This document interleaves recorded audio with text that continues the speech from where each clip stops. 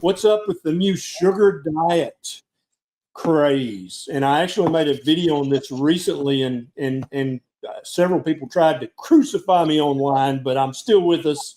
So obviously they didn't have their intended effect. Dr. Kiltz, what's up with this sugar diet? Do you recommend it? What's up? Well, there's only one diet to recommend, and that's fatty meat carnivore. And any of these fad diets, I mean, these are really the fad diets. The species-specific diet, proper human diet, is simply carnivore. And when we say carnivore, it's fatty meat. That is really such a critical thing. And ultimately, fat contains every mineral, vitamin building block for your body, and it's anti-inflammatory. We know about protein-sparing, low-fat diets, which I'm not a fan of personally. You might be able to do it in the short term to a low-fat diet, but protein poisoning is real. And my sense is that most people eating a fruit, fiber, vegetable, seeds, nuts, chicken, fish, and turkey, which are all low-fat diets. And most people overcook their meat. The fat's gone. And if you look at Pottinger's cats, that essentially cooked meat may not be good for any of us. And that may be part of the problem on carnivore.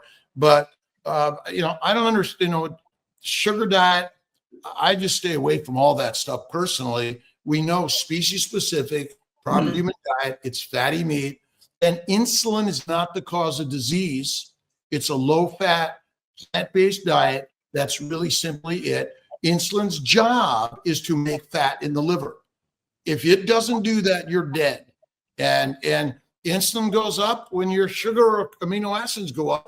It's supposed to do that. So I stick to the information I learned from Dr. Baker, Dr. Berry, Dr. Chaffee, and so many others in this community that really are just speaking the truth, which we're lions, not sheep.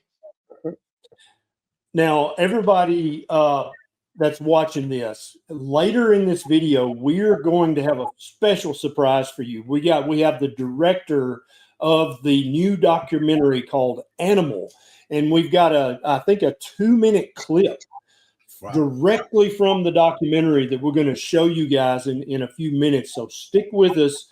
And if you know anybody who's carnivore curious, send them a link to this video. Dr. Baker, a mutual friend of ours, is who made the video about this sugar diet. I really, really want your honest comments about this sugar diet craze.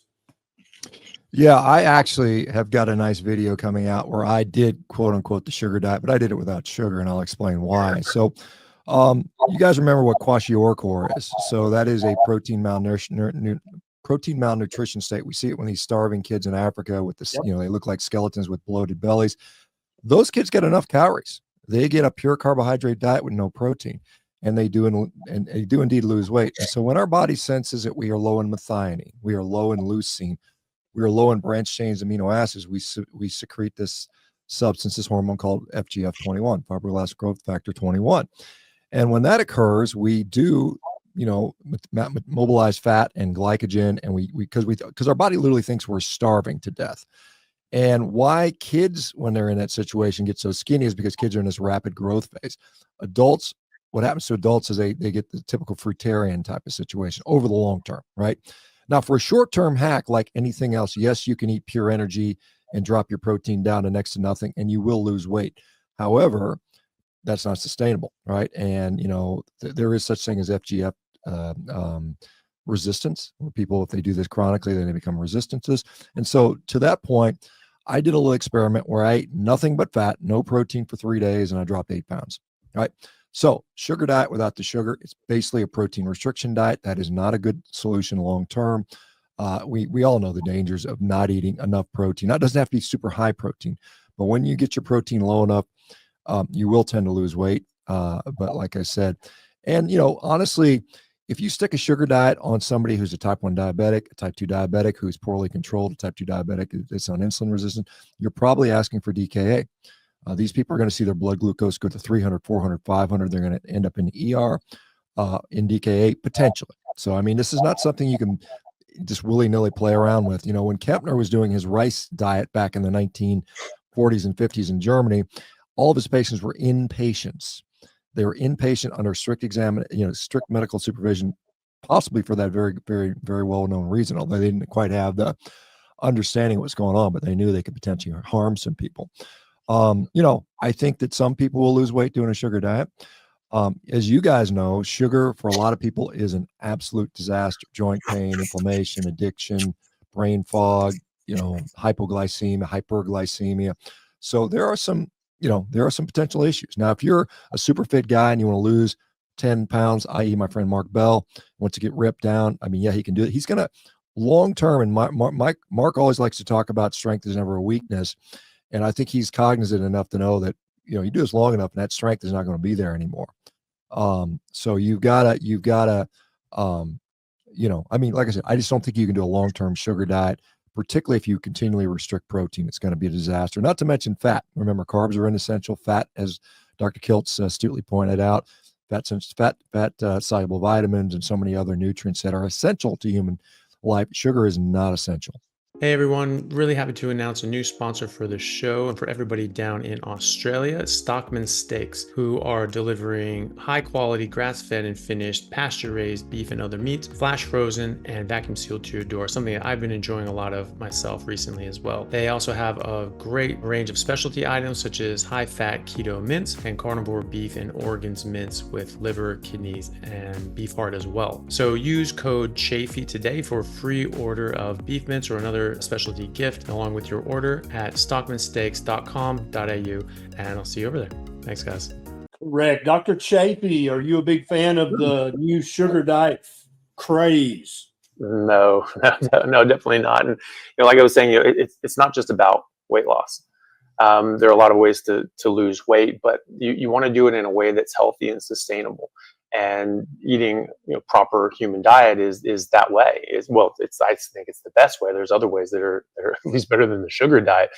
Yes, okay, you can lose weight. We're seeing that. Dr. Baker illustrated some of the reasons why that could be. But then you can do it just as easily by restricting your protein and just eating fat, or just not eating. I mean, these are things that people have done for a long time. Head to head with a low carb, high fat diet, or a low fat, high carb diet, head to head with isocaloric groups, the low carb, high fat diet worked better for weight loss. And so we've seen this in experimental data sets in humans.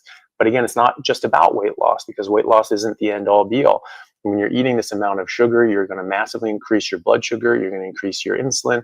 You're going to increase glycation. You're going to increase fructation. You're going to these people aren't talking about having sort of whole food sort of carbohydrates. They're literally talking about eating candy. Hey, you get to eat candy. I mean, so we're literally sort of trying to address this to 7-year-olds and get them hooked on this sort of way of eating. It's not healthy. I mean, the idea that we should be promoting eating candy and drinking soda like this is a good thing, I think is very dangerous and is going to cause a lot of harm in people's health. This is going to make your blood sugar spike. I mean, there's all the damages, all the ravages of type 2 diabetes come from elevated blood sugar, causing glycation, damage to your blood vessels, damage to your organs, needing amputations, having end organ failure, kidney failure, going blind, diabetic retinopathy, Alzheimer's, type 3 diabetes, hormonal disruptions from the insulin affecting hundreds of different physiological processes in your body and your brain. And now you're spiking this up and you're getting a disruption and imbalance in those hormones and physiological processes. So it's a short-term method that people can lose weight, but I think there are better ways of doing that, much healthier ways of doing that, and ways that it doesn't have to be short-term. It doesn't have to be just, I'm just going to do this for a few weeks until my body starts having very serious issues, and then you have to deal with those issues. Doing something in a healthy way is going to allow you to do that for the rest of your life, and that's really what we need to think about, and having healthy weight loss with the end result and the end goal being health, and then letting your weight and everything else balance out.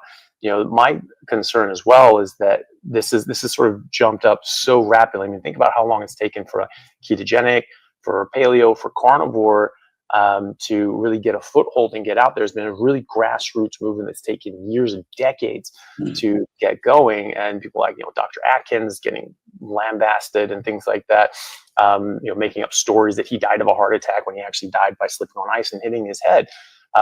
Textbooks from Dr. Osler in the early 1900s, late 1800s, specifically saying the treatment for diabetes type 1 and type 2, because they didn't differentiate back then, was carbohydrate restriction.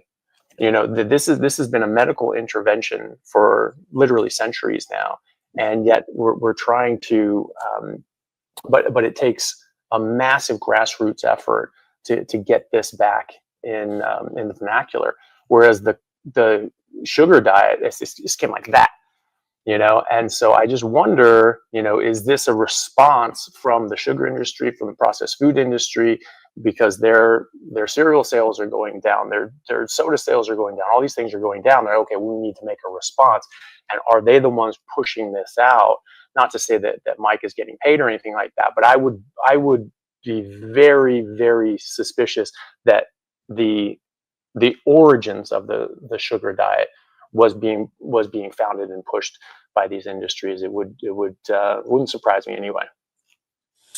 And now we're going to touch the third rail of carnivore. Uh-oh.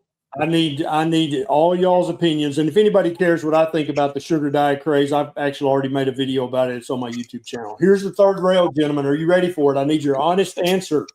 Honey, is it carnivore or not? Dr. Baker, go. No, it's not. Dr. Chaffee.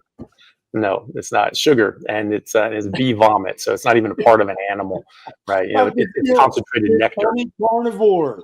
We're going to send Dr. Barry out to collect the honey for the carnivore meal, and he may not come back live. So no way. Yeah, and people say, well, wait, honey comes from an animal, and that's true, and so does rat shit, but that doesn't mean it's part of your diet, right? Yeah. All right, are we ready, you think, to watch this clip from the new documentary Animal? Are you guys ready to see this? Yeah, definitely. Absolutely. Okay, all right, let me bring Josh. There's Josh Feldman. He's the director of the Animal documentary. While I'm trying to get my technology in order here, Josh, tell us about this clip we're going to see. Set this up for us while I try to get this ready. Okay, sure thing. Well, first of all, it's so great to see you guys. Oh my goodness, this is the dream team right here. And again, I want to express how incredibly humbled we are that all of you could make the time to appear in this incredible film. So again, what is Animal all about? So Animal unmasks a century-long conspiracy of political, economic, and religious forces that we believe that you all talk about have twisted our natural bond with meat, enslaving us to ill health and big pharma dependency. We got some bold interviews with you guys, obviously. We've got historical revelations, groundbreaking science. It shatters current nutritional myths and dares us to reclaim the ancestral diet that fueled our evolution. And today being a very special day, this is the day that we drop the full trailer. So Dr. Barry, you and I spoke just over a week ago. We had the teaser trailer drop. We dropped that. That was 60 seconds. And this is now the full. Now, Josh, what I've got queued up is the clip. Okay. Not the, I don't have the trailer. I have the clip. Okay. All right. We've got the trailer on our socials. Okay, yeah, because the trailer's already out there. People can watch the full trailer if you just search for Animal documentary. But what I've got queued up is the, I guess, 2-minute clip from the actual documentary itself. So do you want to set this up, or do you want me to just play it? I think we should just play it and talk about it afterwards. All right, love it. Let me share this. Okay, can you guys see that? You see the black screen? I'm going to hit play. Yep. Yep. Okay, here we go. Look at other historical populations. The work of Dr. J. Salisbury showed when he was living with the Native Americans in the Great Plains, they were predominantly just eating bison, and they were extremely healthy. And Salisbury found that they were actually living well over 100 as healthy, active adults, not just sitting in a nursing home turning to dust over 40 years, but actually out there with packs on their back following the buffalo herds day in and day out. So he was reversing autoimmune issues like rheumatoid arthritis, Crohn's, gout, helping people with tuberculosis and other sorts of serious illnesses affecting people in the 1800s by putting them on a pure red meat and water diet. And this was studied for decades after him. And yet now we've had that overshadowed by the propaganda that meat and animal fats are harmful to our health. What if the key to restoring your health lies not in cutting back, but in embracing a more primal approach? What if meat, simple, nutrient-dense, and unprocessed, could be your ultimate reset button, the key to restoring your health? Could it be that by returning to a diet our ancestors thrived on, we're unlocking the health we've been searching for all along? And it sounds a little far-fetched because we all die in our 70s and 80s and we think 90 is amazing. But we know as geneticists that we are genetically designed, based on the length of our telomeres on our chromosomes, that we are designed to live about 120 years on average. And so why are we dying in our 70s and 80s or 60s? That's literally middle age.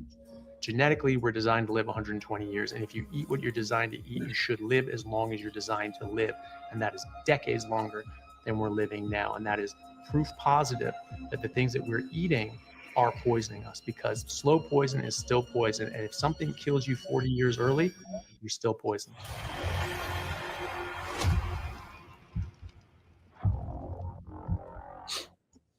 Love it, love it, love it. Hey guys, just want to take a second to thank our sponsor, Carnivore Bar. I don't promote many products because honestly, all you need to be healthy is to just eat meat. For those times that you're out hiking, road tripping, or stuck at work and you want a nutritious snack that is just meat, fat, and salt if you want it, the Carnivore Bar is a great option.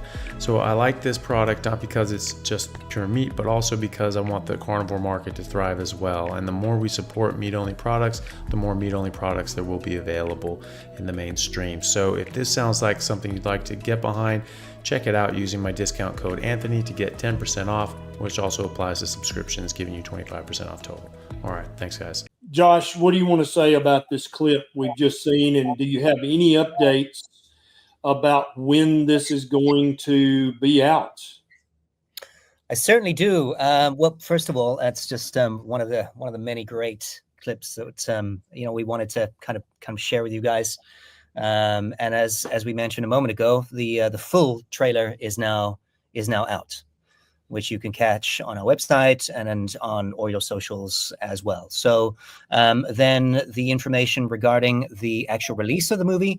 So it will be in select theaters and on digital on June 20. So 20th of June is when you can see it. It'll be available digitally anywhere and everywhere you rent movies. So Amazon, Apple, Fandango, at home, Microsoft, etc.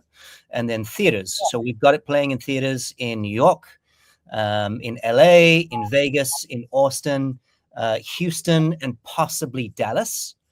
There'll be an opportunity to host the film in your city if it's not listed in the cities that I just mentioned.